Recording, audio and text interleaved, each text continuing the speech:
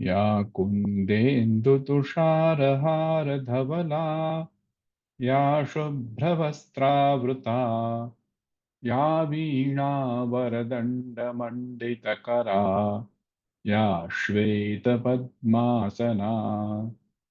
या ब्रह्माच्युतशङ्करः प्रभृतिभिर्देवैः सदा वन्दिता सा मां पातु सरस्वती भगवती निःशेषजाड्यापहा। शुक्लां ब्रह्मविचारसारपरमाम् आद्यां जगद्व्यापिनीं वीणापुस्तकधारिणीम् अभयदां जाड्यान्धकारापहाम्। हस्ते स्फाटिकमालिकां विदधतीं पद्मासने संस्थितां वन्दे तां परमेश्वरीं भगवतीं बुद्धिः प्रदां शारदाम्। येनाक्षरसमाम्नाय महेश्वरात् कृत्स्नं व्याकरणं प्रोक्तं तस्मै पाणिनये नमः। वाक्यकारं वररुचिं भाष्यकारं पतञ्जलिं पाणिनिं सूत्रकारं च प्रणतोऽस्मि मुनित्रयम्। अद्य अस्माकं व्याकरणवर्गस्य दशमः वर्गः। सर्वेषाम् आगतानां स्वागतं करोमि। सम्प्रति संज्ञाः इति विषयं स्वीकृत्य अस्माकम् अध्ययनं प्रचलन् अस्ति। संज्ञाविषये काश्चित् संज्ञाः अस्माभिः अधीताः। गतवर्गे ह्रस्व अथवा लघु गुरु संज्ञाः अधीताः। आदि अन्त उपधा अपि अधीताः। पुनश्च अभ्यास अभ्यस्त इति अपि ज्ञातवन्तः। भवन्तः सर्वे स्मरन्ति इति मन्ये। कोऽपि प्रश्नानाम् उत्तरं दातुं शक्नुवन्ति वा? आदि इत्युक्ते किम्? आदिसंज्ञा इत्युक्ते किम्?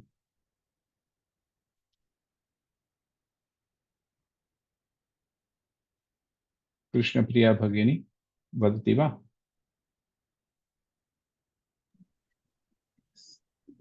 न स्मरामि महोदय।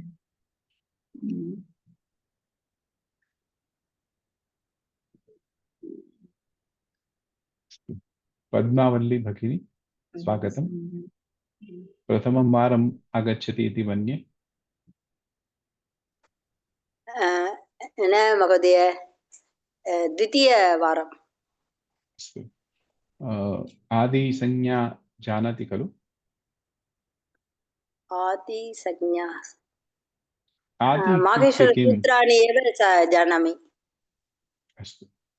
तस्मादनन्तरं वयं काश्चित् अंशान् पठितवन्तः। संज्ञाः इति काश्चित् संज्ञाः अस्माभिः अधीताः। तासु आदि इति काचित् संज्ञा अस्ति, यस्मात् पूर्वं नास्ति परन्तु अन्तः अस्ति, तदादि। यस्मात् पूर्वं किमपि नास्ति परम् अस्ति इति आदि। यदा अहम् एकम् उदाहरणं ददामि। पठ् इति धातुं स्वीकुर्मः। अत्र पकार इति आदि हल् अस्ति खलु? तस्मात् पूर्वं किमपि नास्ति। प अ च त्रयमेव। पकार तस्मात् पूर्वं किमपि नास्ति, अतः पकार इति आदिसंज्ञकः भवति। अवगच्छन्ति वा? पकारः इति पकारः कीदृशः वर्णः? अच वा व्यञ्जन वा? पकार कीदृशः वर्णः स्वरो वा व्यञ्जनो वा स्वर न स्वरयुक्त व्यञ्जन व्यञ्जन व्यञ्जन पकार व्यञ्जन व्यञ्जन व्यञ्जनस्य नाम अनन्तरं किम् हल् शब्द हलन हल् शब्द हलन्त तर्हि यदा यस्य हल्। आदि हल् अस्ति सः कीदृशः शब्दः हलादि शब्द हलादिशब्दः उत्तमम् यदा लिख् इति अहं वदामि तर्हि अस्मिन् इदं पदं कीदृशं इदं शब्दं कीदृशं शब्दं कोऽपि व्याख्यातुं शक्नोति वा अजादि शब्दः अजादि वा लि हलादि शब्द हलादि शब्द ल इ ख लिख तर्हि लकारस्य अस्ति तर्हि लकार इति आदि भवति तस्य इदानीं जानीमः अन्तसंज्ञा इत्युक्ते किम् यस्मात् परं नास्ति पूर्वमस्ति यस्य पूर्वमस्ति परं नास्ति तदनन्तरं किमपि न विद्यते सः अन्तः यदा लिख अथवा पठ धातु स्वीकुर्मः तत् ठकार तस्य अन्तिमवर्णः अत्र ठकारस्य संज्ञा अन्तसंज्ञा इति भवति ठकारः कीदृशः वर्णः हलो वा व्यञ्जनो वा स्वरो वा व्यञ्जनं तर्हि हल इति वक्तुं शक्नुमः खलु हल हल तर्हि पठ इति धातुः कीदृशः धातुः हलन्त धातु हलन्त धातु परन्तु पुनः आदि कीदृशः हलादि हलादि हलन्तं धातु हलादि हलादि हलन्तं आदि हलन्तम् संज्ञा अस्तु अवगन्तुं शक्नुवन्ति सर्वे आदि संज्ञा और अंत संज्ञा किसको कहते हैं भवन्तः सर्वे जानन्ति इदानीम् आम् एतस्मिन् कोऽपि सन्देहः नास्ति खलु यदा अहं पुनः पृच्छामि उत्तरं दातुं समर्थाः भवन्ति खलु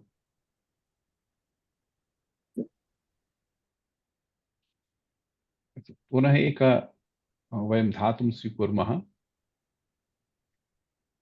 अद् इति धातु अद्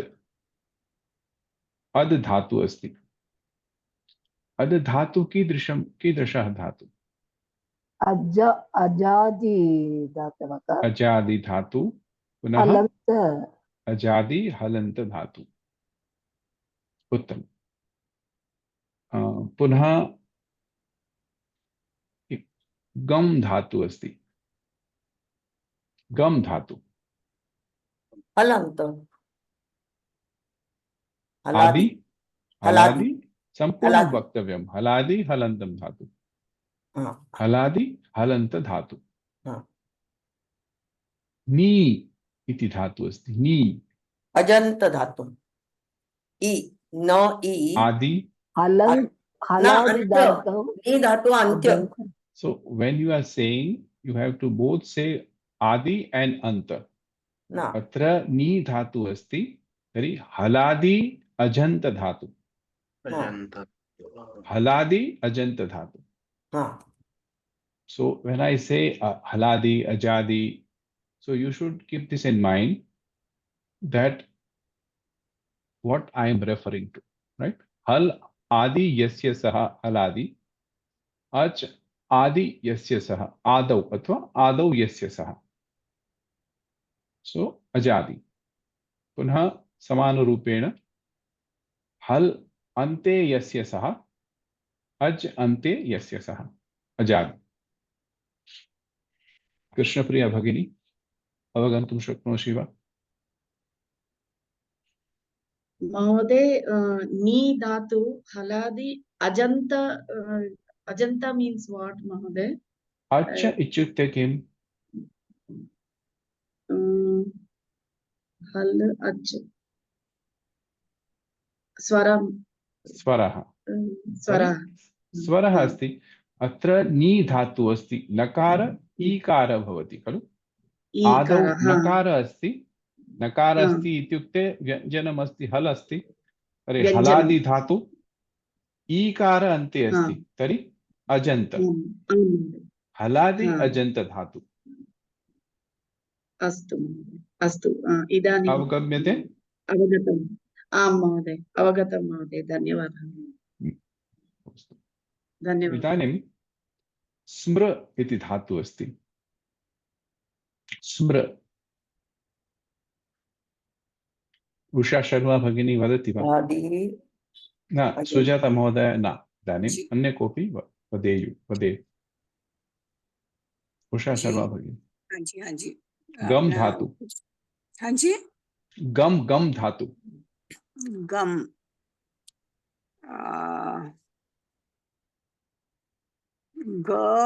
नहीं, क्वेश्चन पूरा फिर से एक बार बोलिएगा। गम धातु को आप कैसे डिस्क्राइब करेंगे, कैसी है, आदि और अंत? दोनों में हल है, ग भी और म भी। तो कैसे बोलेंगे उसको? आदि और अंत। हल है तो हलादि और हलंत्यम। हलादि हलन्तम। जी। अब उपधा। उपधा सर्वे जानन्ति खलु। उपधा जी जी किसको जी। बोलते हैं? उपधा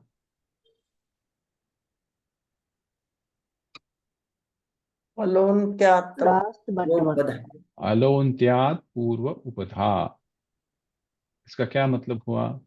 अंतिम वर्णात् पूर्व वर्ण उपधा संज्ञा वदति। उदाहरणं ददातु एकवारं। रामः र अधिक आ अधिक म अधिक अ।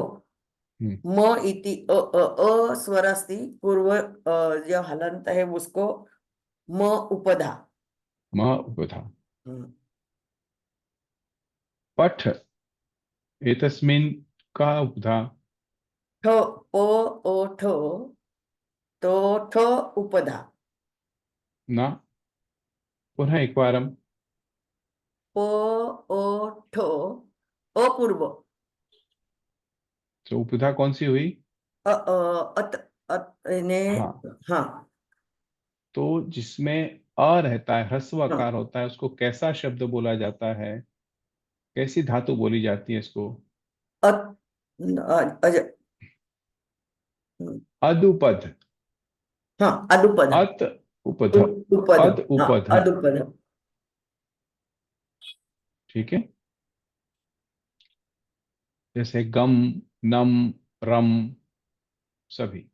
इदुपद उपद। हाँ। अदुपद। अब मृज धातु। मृज। तो रूपदा आ गया ना, तो रुजुपद। ऋदुपद। ऋदुपद। हाँ, रुदुपद। हम लोग तकार लेते हैं क्योंकि हम लोग को केवल ह्रस्व का ग्रहण करना है यहाँ पर, है ना। दीर्घ नहीं करना है। हम लोग सिर्फ खाली र खाली बोलेंगे तो ह्रस्व दीर्घ दोनों का ग्रहण हो जाएगा। हम लोग को केवल ह्रस्वकार या दीर्घ ऋकार का ग्रहण करना है, तो हम लोग तकार लगा करके उसको तपर करते हैं, है ना। तपरस तस्का तत्कालस्य सूत्र हम लोगों ने आगे पढ़ा है। तर्हि तपर तत्कालस्य इति कारणेन तकारस्य योजनेन वयं तत्कालस्य ज्ञानं प्राप्तुं शक्नुमः।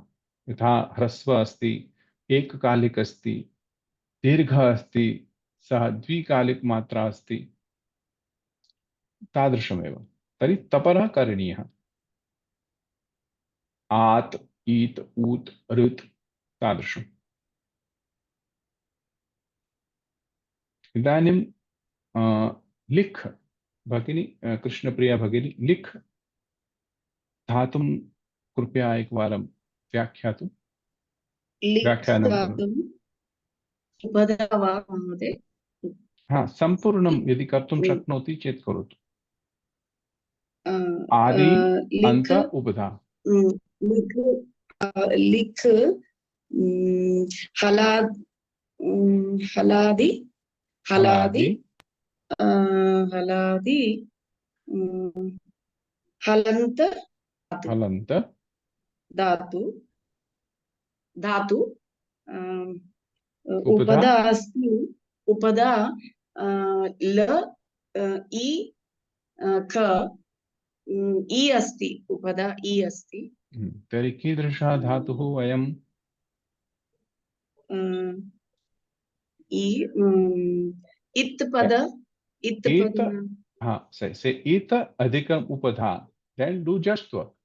इदुपध, ओ ईत् अधिकम् उपधा इदुपध, ईतुपद न द तकारस्य दकार भवति खलु जस्त्व कृते।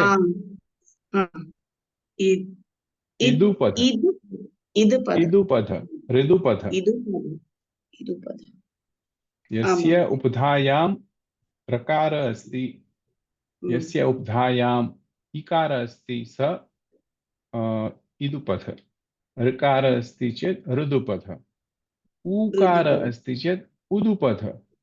उदुपद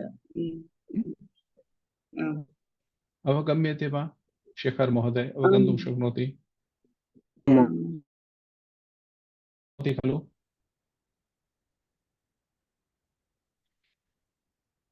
अस्तु, उपधा अस्माभिः दृष्टाः। इदानीं धातुसंज्ञां कुर्मः। किं नाम धातुः? अस्माभिः पूर्वं पठितम् अस्ति खलु। धातु विविधाः, पाणिनिना आहत्य 2,000 धातवः कथिताः। ते औपदेशिकधातवः इति नाम्ना ज्ञायन्ते।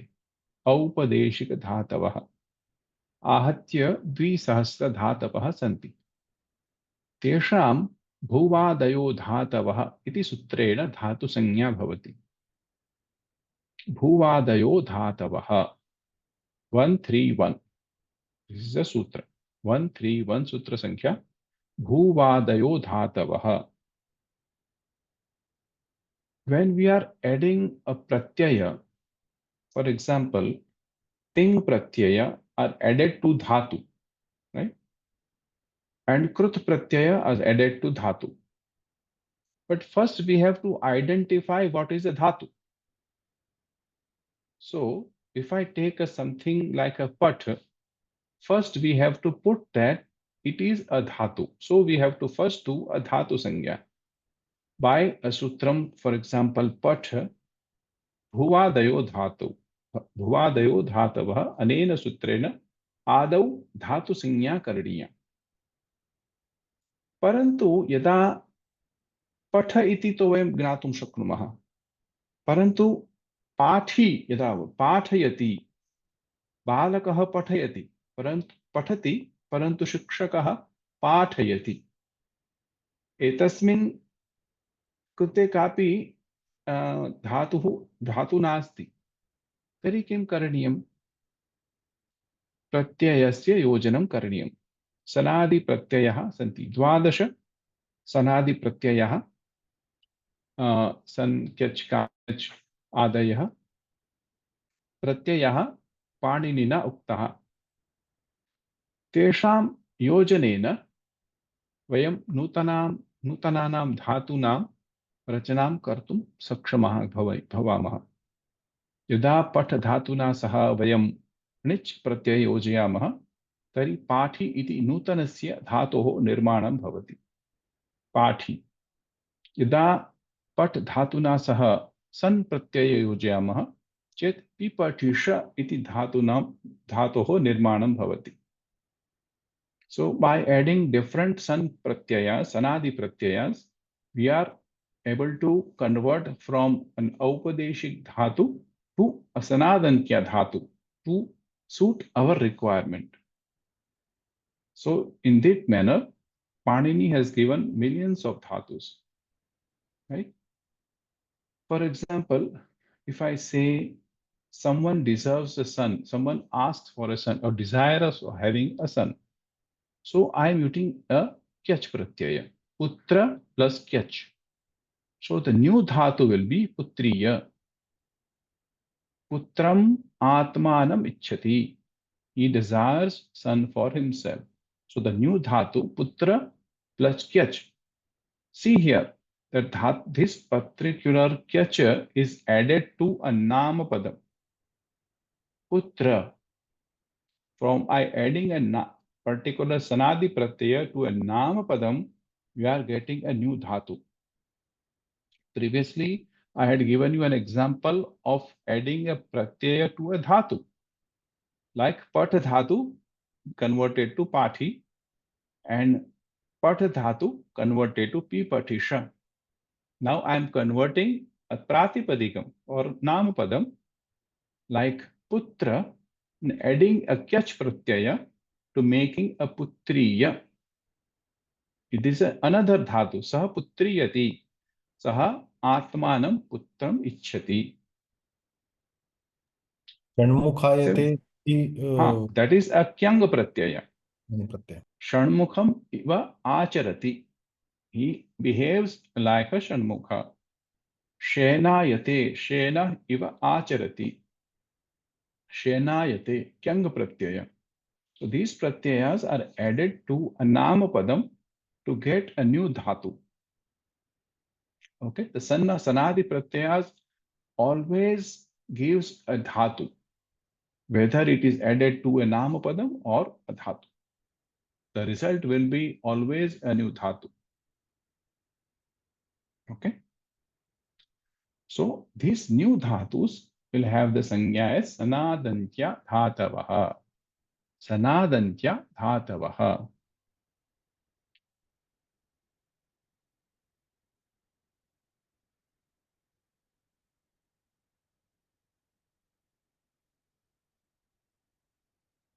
द्रष्टुं शक्नुवन्ति वा? आम् महोदय दृश्यते भुवादयो धातवः भू आदि धातवः आहत्य 2,000 धातवः सन्ति औपदेशिक अवस्थायां। पुनः सनादन्त्या धातवः सन् क्यच् काम्यच् क्यं क्यश् णिच् यं क्यक् आय यं णिङ् एते प्रत्ययाः सन्ति। येभ्यः धातुभ्यः विधीयते तेषां सनादन्त्या धातवः इति नाम्ना धातु संज्ञा भवति। So these are added to येभ्यः धातुभ्यः शब्देभ्यः अपि विधीयते। अस्तु,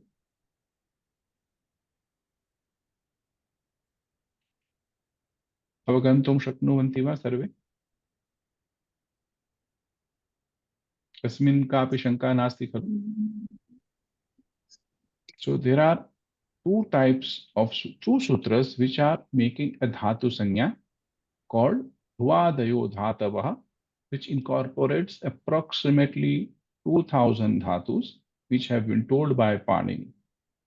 But for making additional dhatus to serve our purpose, he has given us 12 pratyayas which can be added to a dhatu, existing dhatu, or a nam padam to make a new dhatu to suit our requirements. So these dhatus are been labeled as sanadantya dhatavaha. Iti sutrena dhatu sangya bhavati. Once the dhatu sangya bhavati, then only we can add the pratyayas, without which we cannot add the pratyayas. Okay, the first adau dhatu sangya karaniya. So first step should be bhuvadayo dhatavaha uta sanadantya dhatavaha.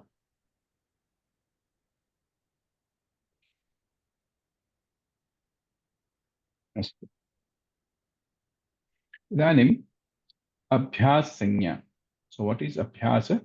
Can anyone tell me what is abhyasa? We had discussed a lot just last time. जी द्वित्वं अभ्यास ये दो द्वित्व तो है, पर जैसे पच पच, तो जो हम्म, प्रथम पच है वो अभ्यास संज्ञा होगी। उत्तमम् उत्तमम् पूर्वोऽभ्यासः 614 द्वित्व प्रकरणे ये द्वे विहिते, जो दोनों, जो बोलते हैं द्वित्व करने के बाद जो दोनों रूप होते हैं, द्वयोः पूर्वं प्रथमः तस्य अभ्यास संज्ञा भवति। अत्र पच पच इति द्वित्वं कृते, द्वित्वे कृते प्रथमस्य पचः द्वित्व अभ्यास संज्ञा भवति। So once we are doing the dvitvam or doubling, the first dvitvam word is called the abhyasa. Okay. Now here पच धातोः द्वित्वे कृते पच पच इति रूपाणि भवन्ति। तस्मात् प्रथमः पचः इत्यस्य अभ्यास संज्ञा भवति। Similarly, जागृ जागृ जागृ प्रथमस्य भाग जाग इति अभ्यास संज्ञा भवति। Okay. So ultimately the rupa will be ja jagru, but the original will be jagru jagru. Then when we are doing a dvitvam, when in the abhyasa portion we save only one consonant and one vowel. So here in the jagru we have anekach, we have two consonants and two vowels. So we save one swara and one vyanjana. So ja and jagru, from the jagru thing, the gr will be taken off or deleted, omitted. So the final thing will be ja jagru rupa.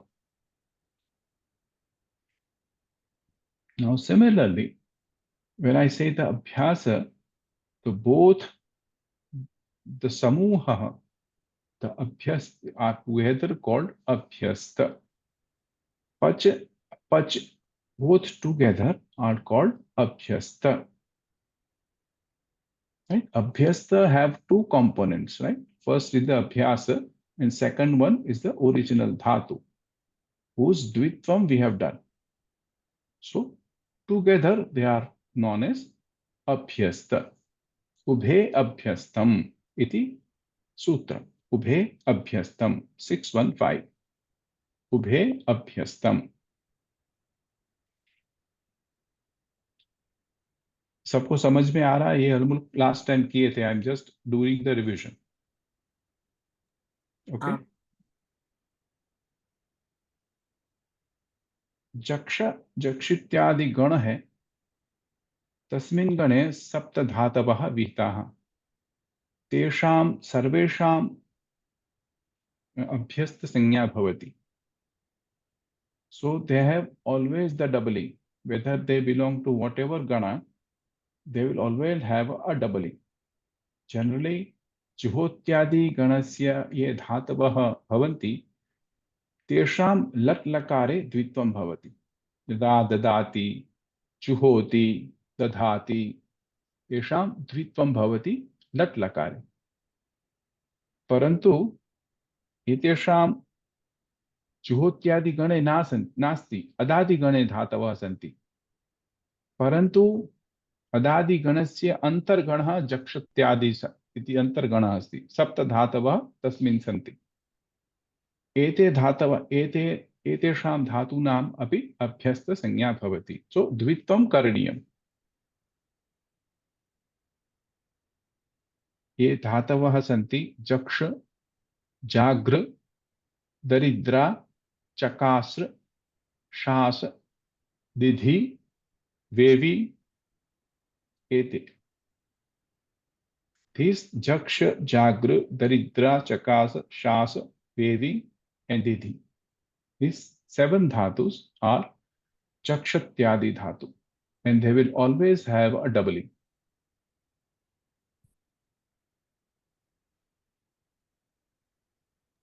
Separate Ganavama. No, this is a Mahodaya? part of a gana. This is Adadi gana. Adadi ganas, there is an antar gana of Adadi gana. One small gana inside Adadi gana.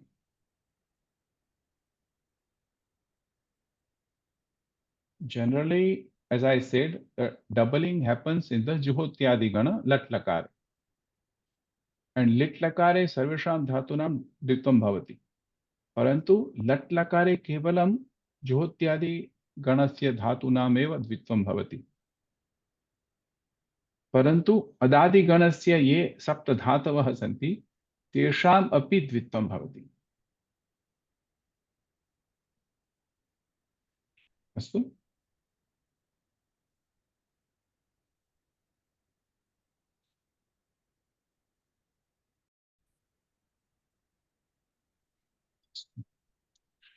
इदानीं प्रातिपदिकसंज्ञा। यदा संस्कृतभाषायां या कोऽपि भाषायां द्विविधाः शब्दाः भवन्ति। शब्दाः क्रियां विधीयन्ते, अन्याः शब्दाः ये क्रियां न विधीयन्ते, ये न क्रियां न दर्शयन्ति। So one set of words explains or denotes the kriya or action, and another set of words which does not denote the action. For example, when we say balakah gacchati, so gacchati is a shabda or a padam which denotes something kriya, whereas balakah does not define or denote a kriya. Okay, so these type of words are called namapadam, and their root is called pratipadikam. The root form of a namapadam is called pratipadikam. So we have to understand here there are two sutram which defines what a pratipadikam is as per the Vyakarana. Arthavat adhatura pratyayah pratipadikam 1 to 45. Arthavad adhatura pratyayah. A shabda or a word which is arthavan, it has the meaning, but is not a dhatu, not a pratyaya or a pratyanta shabda, is called a pratipadikam. Arthavat adhatuhu apratyayah pratipadikam. So what does it say here? If you say the 95% of the words or the shabdas in Sanskrit Vangmayam are basically made of pratyayanta shabdaha or samasta shabdaha, samasanta shabdaha. So this particular sutra, if we take, it will eliminate all of them. It will have only, say, 5% of the shabdas remain as a pratipadikam, which cannot be further divided into prakriti and pratyaya. Right? For example, I say gacchati, we can divide as a gam dhatu and tip pratyaya. Gacchati. One is a prakriti and one is a pratyaya. Here dhatu is a prakriti and tip is a pratyaya. And here balaka, here is a balaka is a prakriti, and su or balakaha or su pratyaya is called a pratyaya, and balaka is a prakriti and su is a pratyaya. Okay, the entire thing is prakriti and pratyaya. So that depends on how we want to go deep inside. There are some shabdas for which further derivation or bifurcation is not done, although there are some Vaiyakaranaha, they still delve into the deeper thing. Like if I say example, give example of go shabda. Previously, if I say go shabda, it is not related to anything. But if you still go deeper inside the Vitpatti of the go shabda, it has the Prakriti as a gam dhatu and dos pratyaya. Dos is a unadi pratyaya. Gam and dos, which are combined together to form a go shabda.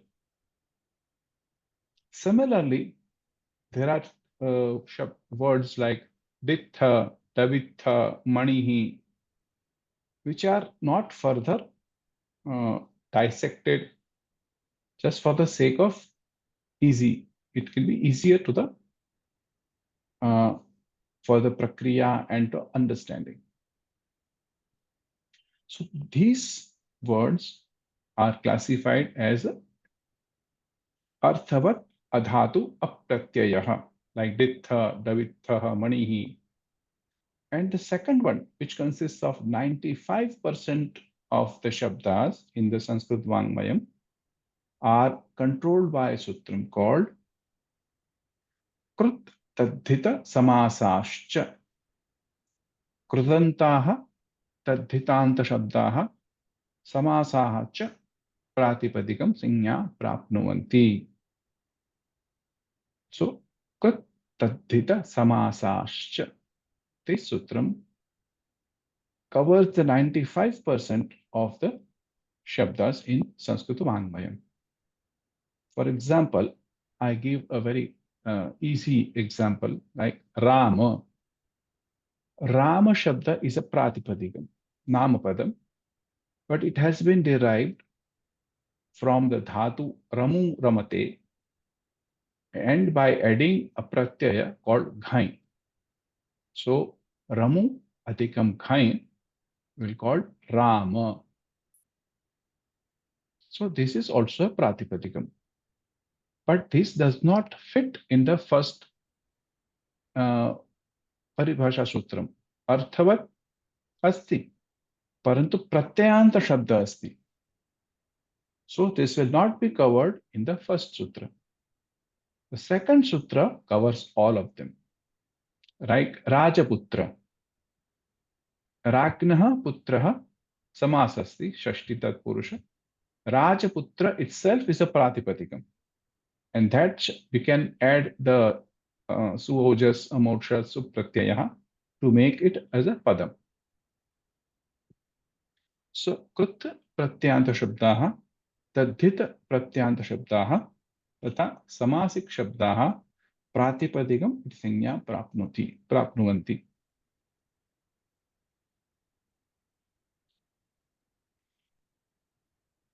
अवगन्तुं शक्नुवन्ति वा सर्वे?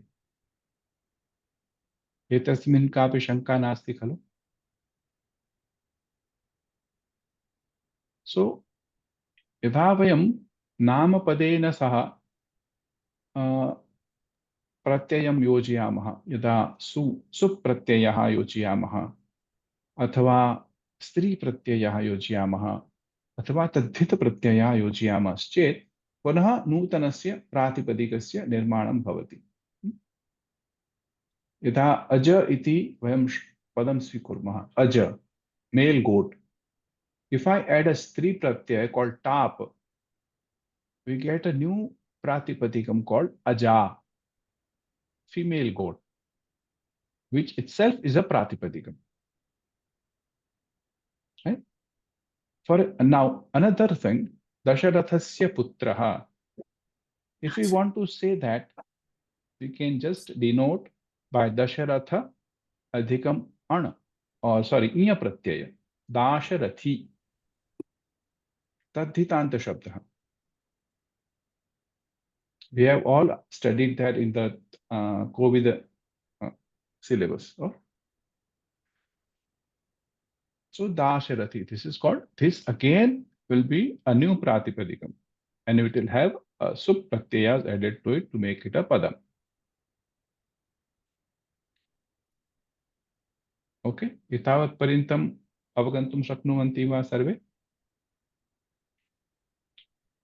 So I'm just telling you the sanyas which are used by Panini to denote the prakriyas or the shabdas which we later on come while doing the prakriyas.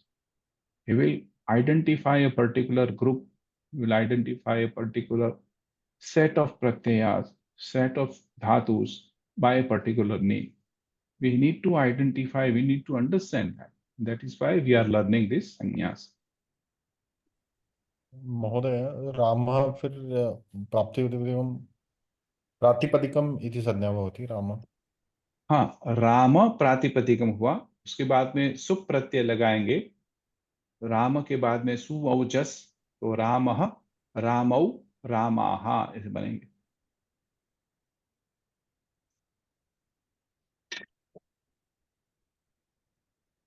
यावत् पर्यन्तं कोऽपि पदं सुबन्त न भवति या तिङन्त न भवति तावत् पर्यन्तं पदमेव न भवति। सुप्तिगन्तं पदम् इति सूत्रेण सुबन्तम् अथवा तिङन्तं भवितव्यम्, अन्यथा भाषायां तेषां व्यवहारं न भवन्ति। We cannot say Rama in the sentence or Gam in a sentence. We have to make it as Ramah Gacchati. We cannot say Rama and Gamlram or Lama or Patha. We have to make it a Ramah Pathati.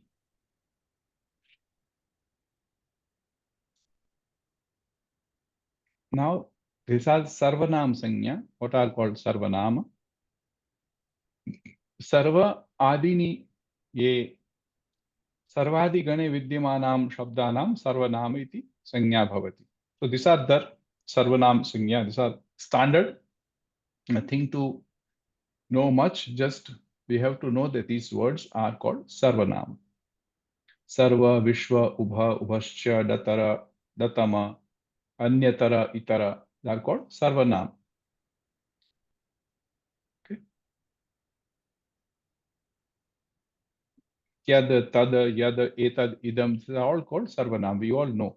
We are doing the vibhakti of all this. So these are all Sarvanam, which can be used in place of Anam Padam. Balakah Gacchati, Saeva Khadati. So we are not using Balaka twice, but we are using Sa in the next time. This is called Sarvanam.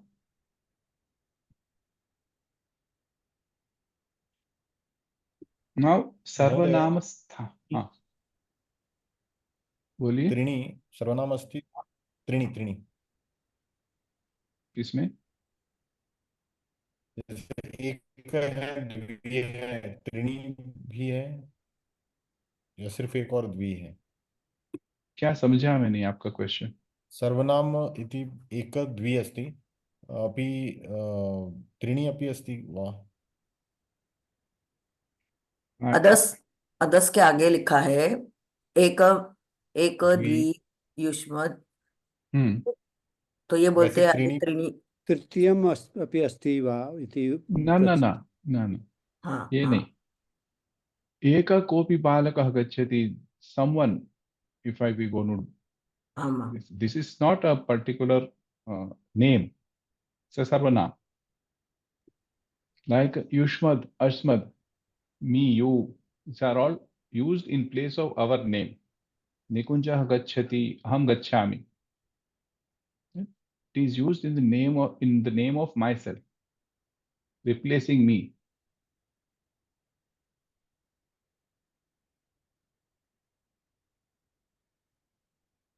भवतु शब्द अस्ति, भवान गच्छति, ओंकार महोदयस्य नाम्न स्थाने अहम भवान इति वक्तुं शक्नोमि।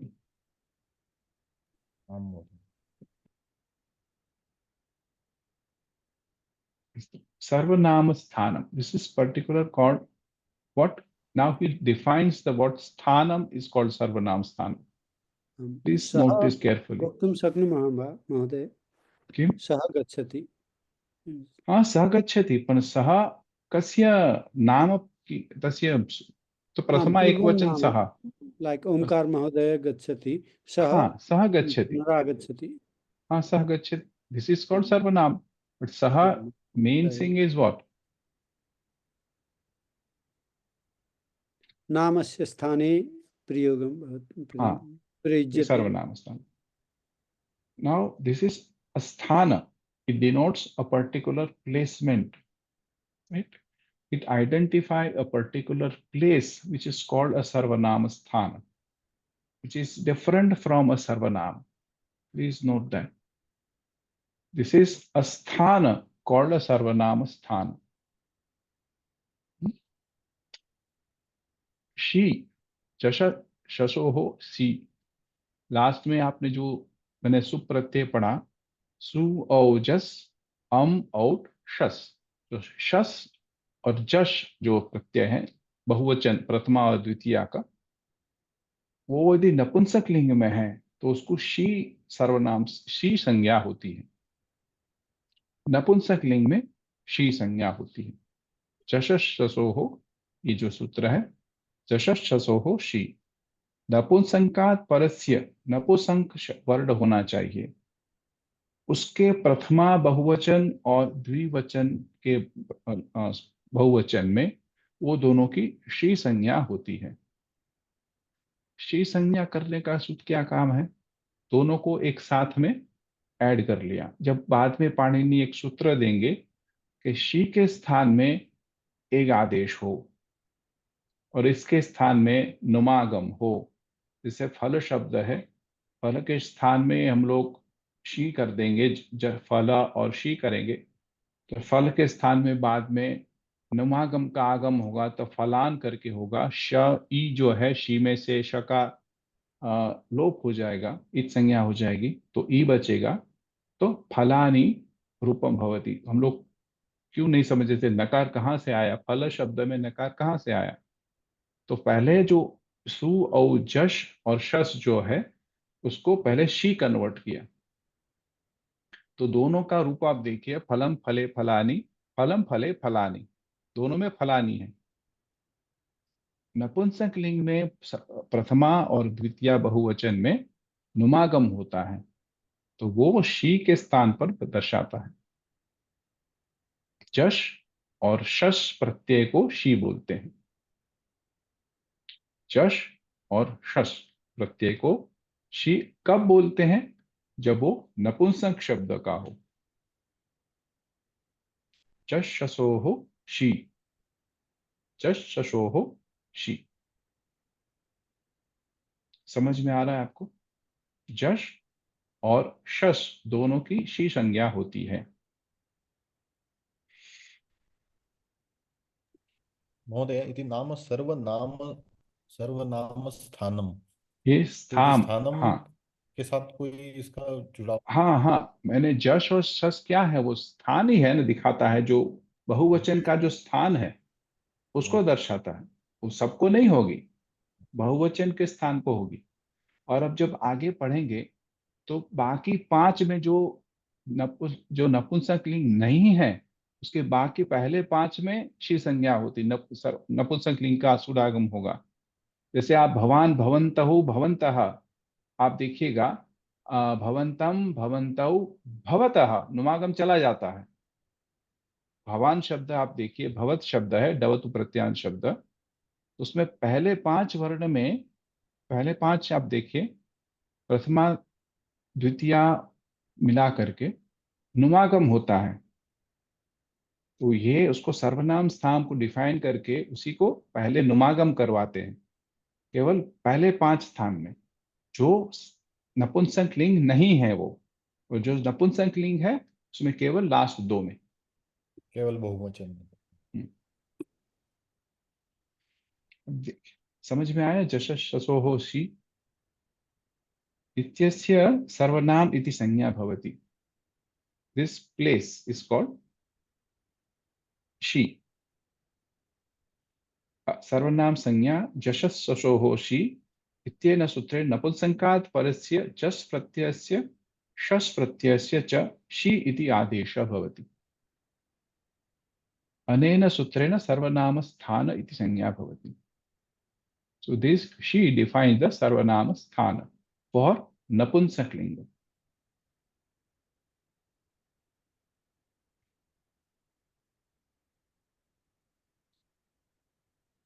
Now there is another, as I said, the which are not napumsaklinga. Napumsaklingad bhitanam sumaujas out pratyanam sarvanam sthana sangya bhavati.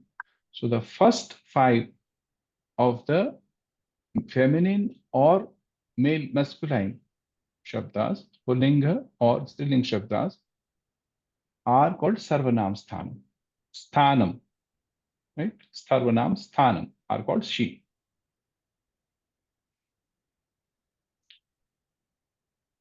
So सर्वनाम स्थान छोड़ करके बाकी जो स्थान है उसको असर्वनाम संज्ञा होती है, कॉमन है। जो पहले 5 सर्वनाम स्थान जो बताए पुल्लिंग और स्त्रीलिंग के, और 2 सर्वनाम स्थान बताए नपुंसकलिंग के, उसको छोड़ करके जो बाकी के जो स्थान हैं उसकी सबकी असर्वनाम संज्ञा होती है, असर्वनाम स्थान।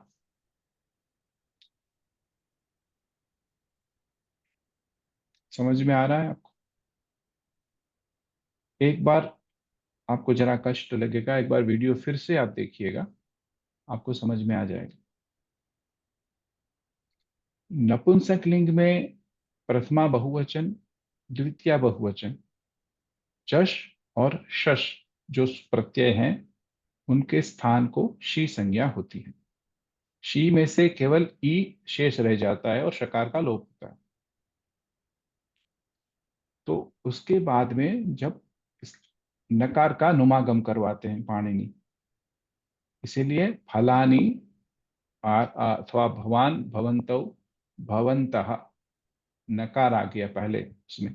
जब पुल्लिंग शब्द है उसमें नकार आ गया, और जो नपुंसकलिंग है उसमें नकार लास्ट में ही आता है। फलम, फले, फलानी, उसमें कहां से नकार आ गया? इसीलिए नकार आया। उसमें 2-3 प्रक्रिया और भी होती है, तो मैंने डायरेक्ट आपको ऐसे बताया, सूत्र के साथ नहीं बताया, जस्ट टू कंफ्यूज आपको मैंने नहीं करना चाहता, लेकिन जस्ट आप समझ लीजिए फलानी कैसे बना।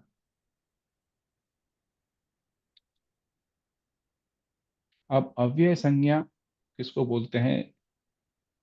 स्वरादि गणस्य शब्द, स्वरादि गणस, ये भी एक गण है, शब्द के गण है, उसमें जो है संज्ञा निपात संज्ञा का, उसको अव्यय संज्ञा बोलते हैं। सदृशम त्रिषुलिंगेषु सर्वासु च विभक्तिषु वचनेषु च सर्वेषु यन्न वेति तदव्ययम्। कोई भी लिंग में, सदृशम त्रिषुलिंगेषु, कोई भी लिंग में उसका भेद नहीं होता। सर्वासु च विभक्तिषु, विभक्ति में भी उसका कोई फेर नहीं होता। वचनेषु च सर्वेषु, सर्ववचने में भी कोई चेंज नहीं होता। यत्र वेति का मतलब चेंज नहीं होता, तद अव्ययम, उसी को अव्यय कहते हैं। अव्यय किसको कहते हैं? तो ये आपको कारिका दी है। सदृशम त्रिषुलिंगेषु, सर्वलिंगों में समान है। सर्वासु च विभक्तिषु, सर्वे विभक्ति में समान है। वचनेषु च सर्वेषु, सर्वेषु वचनेषु समानमेव। यन्न वेति तदव्ययम, इसका व्यय नहीं होता, उसको अव्यय बोलते हैं।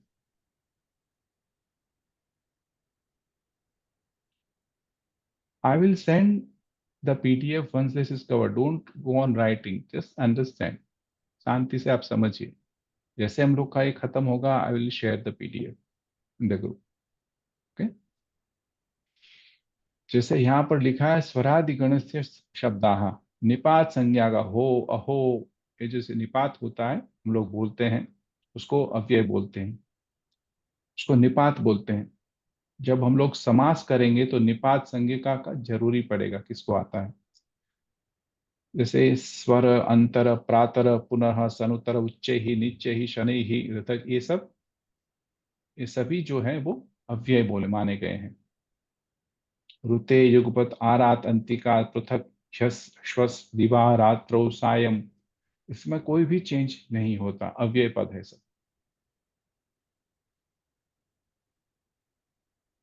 जैसे यहाँ स्वर है, अंतर है, अंतः, स्वर, प्रातः, पुनः, सनुतः, उच्चैहि नीचैहि, हम लोग जब बोलते हैं ये उसके प्रातिपदिकम है, और उसके बाद में उसको प्रत्यय जोड़ करके, विभक्ति प्रत्यय जोड़ के उसको लोप किया जाता है। तो ये पद है, ऐसा नहीं है कि ये पद नहीं है, क्योंकि हम लोग जहां तक उसको पद संज्ञा नहीं करेंगे सुप तिगंतम पदम सूत्र से, तब तक वो आप व्याकरण में यूज नहीं कर सकते, तो उसकी पद संज्ञा करनी होगी। तो सुप, उसको सुप प्रत्यय लगाते हैं, बाद में उसका लोप करते हैं। ठीक है। आदेश आगम आप लोग सब पढ़े हुए हैं, इसको बोलते हैं, जानन्ति सर्वे आदेशः इत्युक्ते किम, कोऽपि वदति वा? आदेशः किम् उच्यते आदेशः इति?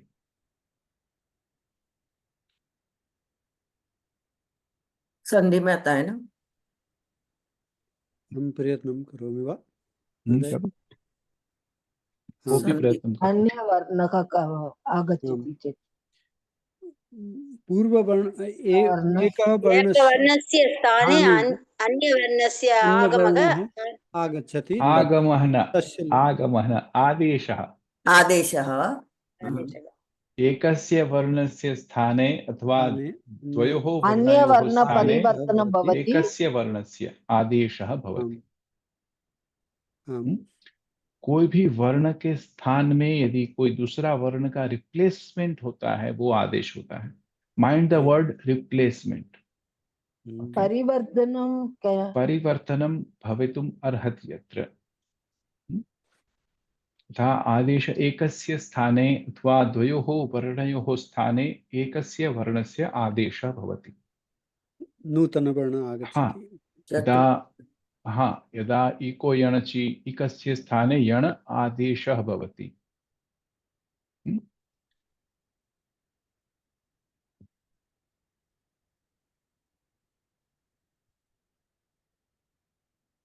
इको यणचि एचो यवा यावः एच स्थाने अव आय आदेशः भवति। दिस आर कॉल्ड आदेशः। One who comes replacing other letter or letters. Agama mitravat agamaha. The addition of a varna without replacing any varna or a letter. So, for example, if I give an example, if I know one of my guests or my friends that come to my place, however small my house may be, I offer him a place to sit or to sleep, to eat. So he's not replacing me. He's just living beside me in the same house. So it is called agamaha. And if an enemy comes, he will just throw me out of my house and he will acquire my house. So this is called adeshaha, shatruvat adeshaha. Shatruvat adeshaha, mitravat agamaha. Agamaha will be like mitravat. He would adjust accordingly. But when there is an agama, there is a question arises. Where to put the new letter? Where? He is not replacing any other letters. So we have to find a way to put the letter in between somewhere. So there are 2 or 3 sutras. There are 3 types of agama basically. Tit, kit and mit. tit यस्य टकारस्य इत्संज्ञा भवति, कित् यस्य ककारस्य इत्संज्ञा भवति, अथवा मित् यस्य मकारस्य इत्संज्ञा भवति। इफ आई से नुमागम भवति, नुम् इत्युक्ते नकारस्य आगमः, अत्र इत्संज्ञा मकारस्य भवति, नुम् तत्र उकार मकारस्य इत्संज्ञा भवति, केवल न इति अवशिष्यते। So this is called numagama, mid agamaha. When I say it agamaha, so it's called tit agamaha. Idagama bhavati. When we say idagama, it is called it agamaha. It's called tit agamaha. The takarasya it sanya bhavati. And it is called kit agama. It's like mukagamaha. Makarasya agamaha, but kakarasya it sanya. I give you the example. Now there is a sutra which governs where the placement is to be done. For the tit and kit agama, adyantau takitau.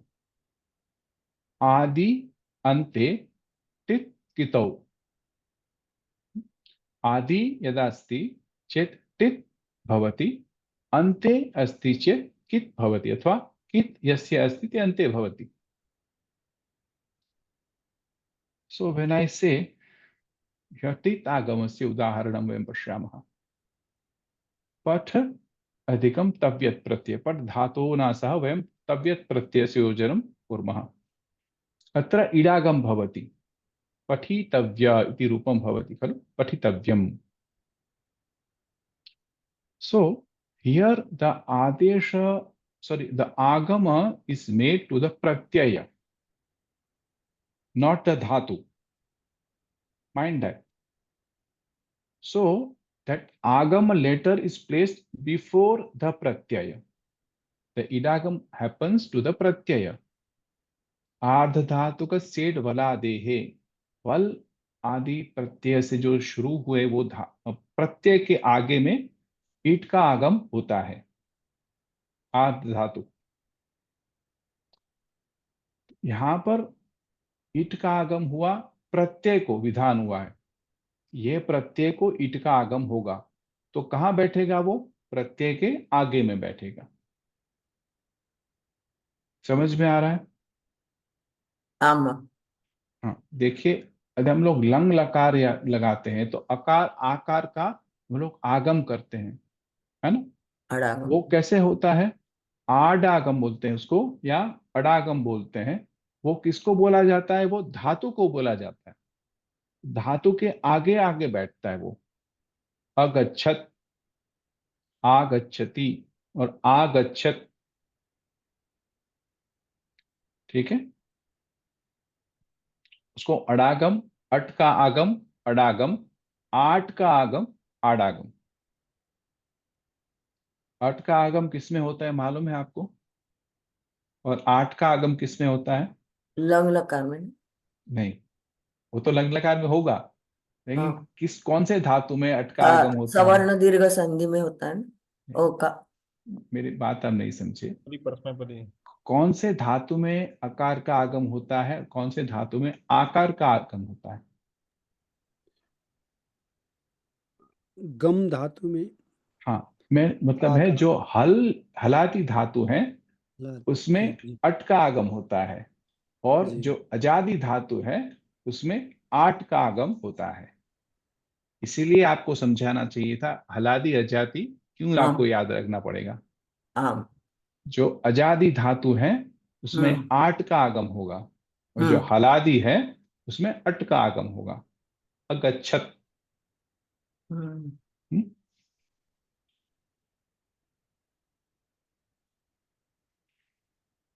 समझ में आ रहा है आपको? पठ plus lung, तो इसमें अट का आगम हुआ अपठत। यहां पर उट का आगम होता है, जैसे यहां पर प्रत्याहार एवं जी। क्वेश्चन है किसी का? हाँ, आत्मनेपद रूप या परस्मैपदी रूप, उसका इसके साथ कोई लिंक नहीं, मतलब अवंदता भी होता है ना। अवंदत। वो लकार के प्रत्यय हैं, लकार के हिसाब से आगम आएगा उसमें।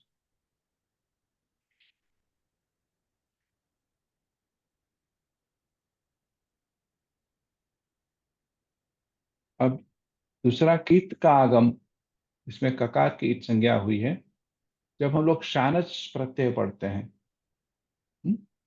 तो आने मुख उसमें बीच में मकार का आगम होता है। जायमान शब्द है, वंदमान शब्द है, वो कहाँ से मकार का आगम हुआ? हम तो खाली वंद लिखे थे, और यदि शानच है तो आन बाकी रहेगा, तो वंदान होना चाहिए था। वंदमान कहाँ से हुआ? तो यहां पर लिखा है आने मुख, ये सूत्र है, तो ये मुख है। यहाँ पर ककार की संज्ञा हुई है और उकार की संज्ञा हुई है, तो मकार का आगम होगा। मुगागमा। ठीक है, तो ये किसको आगम किया है? यहाँ पर आन को आगम किया गया है।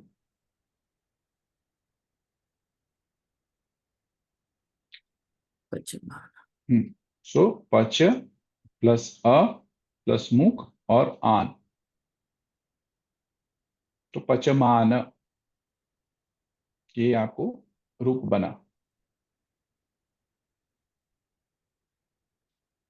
जैसे दूसरा हम लोग छत्व संधि पढ़े होंगे आप लोग, छे च सूत्र से, ह्रस्व स्वरस्य छकारे परे संहितायां तकारस्य आगम भवति, तुगागम बोलते हैं हम लोग, तुक का आगम होता है। परशु अधिकम छिन्नः, अत्र ह्रस्व स्वरः अस्ति परशु, तस्मात् अनन्तरं छकार अस्ति, तयोः मध्ये तकारस्य आगम भवति। परशु अधिकम तुक अधिकम छिन्नः, ह्रस्व परे आदेश, तुकाकम आदेश पर। तो यहां पर ह्रस्व स्वर के बाद में आगम किया हुआ है, ठीक है ना, ह्रस्व स्वर को आगम किया हुआ है, आदेश किया है, विधान किया है, तो कित कहाँ बैठता है? पीछे, तो ह्रस्व स्वर के बाद में जाके बैठेगा। परशु अधिकम तुक और छिन्नः। अब जब आप उसको शुत्वम करेंगे तो तकार का शकार हो जाएगा, सॉरी, तकार का चकार हो जाएगा, तो परशु छिन्नः आपका फाइनल रूप। समझ में आ रहा है आपको? जस्ट आगम तीन टाइप के होते हैं, टेत, केत और मित। टेत मतलब टकार की संज्ञा हुई है, जैसे इडागम करते हैं, ईट का आगम करते हैं, इकार का, उसको इडागम बोलते हैं। और कित का आगम है यहाँ पर, जैसे छेच में तुगागम हम लोग किया, तो उसमें भी हम लोग आगे में बोलते हैं, बाद में आगम होता है कित का। और तीसरा जो होता है वो मिद में आगम होता है, मिदचोन्त्या परह, सूत्रम हम लोग ने पढ़ा था, मिदचोन्त्या परह। मिद आगम कहाँ होता है? अंतिम अच के बाद, जिसको भी विधान किया गया है उसके अंतिम अच के बाद। यहाँ पर विदचोन्त्यात् परः हम लोग ने विदितोनुम धातु, हम लोग ने सुना था, हम लोग ने किया ना, विदितोनुम धातु आगम कहाँ हुआ? हम लोग ने जब ये जो अंतिम कार्य किए थे सत्वादि कार्य, यानी उसमें एक सूत्र था विदितोनुम धातु, जो धातु विदित होते हैं उसमें नुमागम होता है। तो नुमागम का विधान किसको किया जाता है? धातु को, धातु में नुमागम होता है, ना कि प्रत्यय में। तो धातु में कहाँ नुमागम होगा? जैसे हम लोग वंद लेते हैं, यहाँ पर वदी धातु है, उसमें इकार का इत संज्ञा हो गई, उसका लोप हो गया, तो वद बचा। तो यदि हम लोग उसके अनुपूर्वी करेंगे, वकार, अकार और दकार, ये तीन वर्ण है हमारे पास में, व अ द, तर्हि अस्मिन् एकस्य एव स्वरः अस्ति, एकः एव स्वरः अस्ति, सः आदौ अपि भवति अन्ते अपि भवति। When you have only one child, he is the eldest and the youngest also. Here is only one swara. So he is at the adi and at the end. So antim swara tasmad anantaram bhavati. So va, a, na, and the. Vanda. Similarly, here I have taken an example of kapi. Kampate. We have the root kampate. Here there is one extra step that we are doing a parasavarna. Here is a numagam, right? Then the nakara will be converted to anuswara. So cup उपदेशे जनुनासिक इत, उसमें से हम लोग ने इकार की इत संज्ञा करके उसका लोप कर दिया, तो कप बचा, कप इति अवशिष्यते। यदा तस्य आनुपूर्वीं कुर्मः तर्हि क अ न प इति अवशिष्यते। इदितो नुम् धातोः, इदितो ए इदत् धातवः सन्ति, तेषु नुमागमः भवति। सो नकारः आगच्छति अंतिम हलः परे, अंतिम अचः परे, अंतिम अच के बाद में नुमागम होता है। तो अत्र अकार एव अस्ति, अत्र अकारस्य परे नकारस्य आगमः भवति, कन्प इति रूपं भवति। इदानीं now when we are doing the sutras, we are doing the sandhi or the prakriya, there are multiple sandhis will be happening, right? So there is, we are doing anuswara of nakara. We know that monuswara we are doing the makar, anuswara of makar only, right? If there is an end, it has to be a makara. If it is followed by hal, the makara has to be replaced by anuswara. Okay. But here, apadante nascha apadantasya chali. Yada apadanta asti, tasmad anantaram jhal varna asti. What is the jhal varna? Can anyone say? Jhal.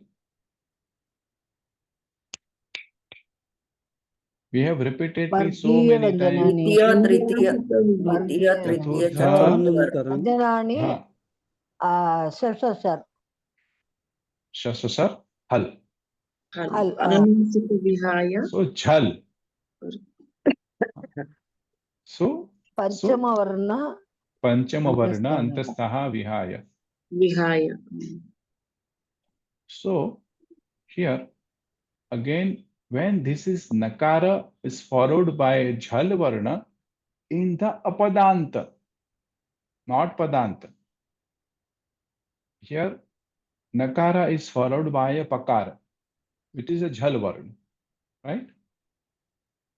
So this nakara will be converted to anuswara, kampa. एतावत् पर्यन्तम् अवगम्यते वा? नश्चा अपदान्तस्य झलि. This is the sutram which converts apadanta nakara to anuswara. Now parasavarna sandhi comes in.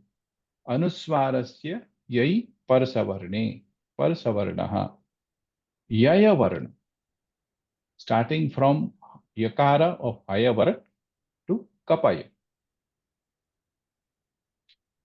Anuswarasya yai parasavarnaha. So parasavarna yada bhavati, vargiya vyanjananam bhavati तथा यवलानाम भवति, यवल. So here pakara asti. What is the parasavarna anunasik of the pakara? Panchama varna of pavarga, makara. So nakara or the anuswara has been converted to makara. So the final root will be kampa. First kapi, second step kap, third step kanpa, fourth step kampa anuswara, then makara kampa. Here I have written with the sutram. एतेषु शंका अस्ति वा? प्रथम अक्षरे कपि अनुस्वार है तो क पर अनुस्वार चाहिए ना, नहीं, कंपी। कपि पकार के ऊपर में, इकार के ऊपर में अनुनासिक इकार है ना, उसी की संज्ञा करोगे आप। उपदेशे जनुनासिक इत से हाँ हाँ हाँ हाँ। अनुनासिक अच की इत संज्ञा होती है ना। Okay okay okay. यदि ककार के ऊपर में यदि इकार होता तो कीप हो जाता। ये तो कपि है।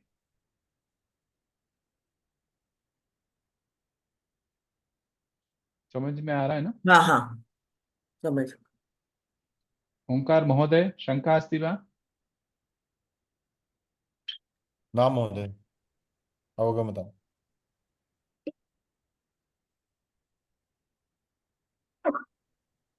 रक्षिता महोदया, श्रीलेखा महोदया, पद्मावती मिल्ली भगवनया, स्मिता आं भगिनी, महोदय, सावधानम्। कस्यापि अवगम्यते शंका अस्ति महोदय। वा? शंका अस्ति? न शंका नास्ति खलु? न महोदय। अस्तु। So now pratyayah 311. It is the sanya sutram of pratyaya or the suffix. And this particular sutra is called a adhikar sutra. It incorporates all the sutram in between.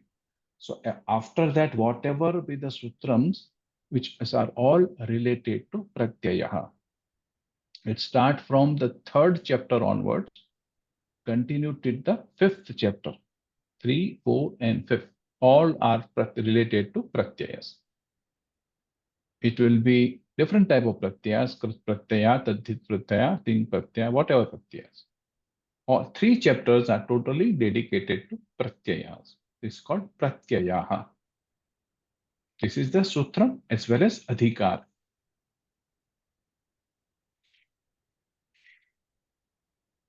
So ayam adhikaraha ashtadhyayaha mahattamah adhikaraha asti. अस्य व्याप्तिः तृतीय चतुर्थ पंचमेषु अध्यायेषु वर्तते। एतेषु त्रिषु अध्यायेषु प्रोक्ताः नूतनाः शब्दाः प्रत्ययसंज्ञकाः भवन्ति। Whatever new words are said in these 3 chapters or adhyayas are called pratyayas. Simple. Now, a very important sangyas to be understood. Anga sangya. What is anga sangya? यस्मात् प्रत्यय विधि सदाधि प्रत्ययंगम। ये जिसको विधान किया जाता है उसके आगे जो भी रहता है उसको अंग कहते हैं। फॉर एग्जाम्पल, भू धातु अस्ति लट् लकारस्य प्रयोगं कर्तुं वयम् इच्छामः तर्हि भू अधिकं लट्। फर्स्ट स्टेप, भुवादयो धातवः भू अधिकं लट्। नाउ लकारस्य स्थाने वयं प्रत्ययः योजयामः, परस्मैपदिनः प्रत्ययः, भू plus tip.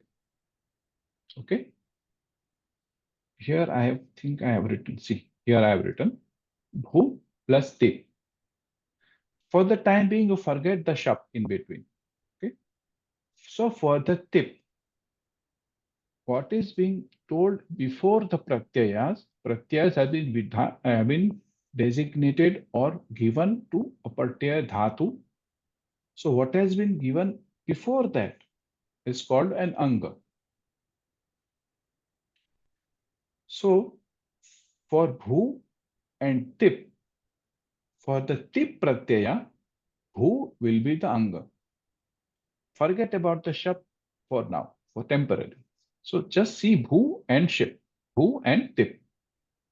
So for the tip, the anga will be bhu.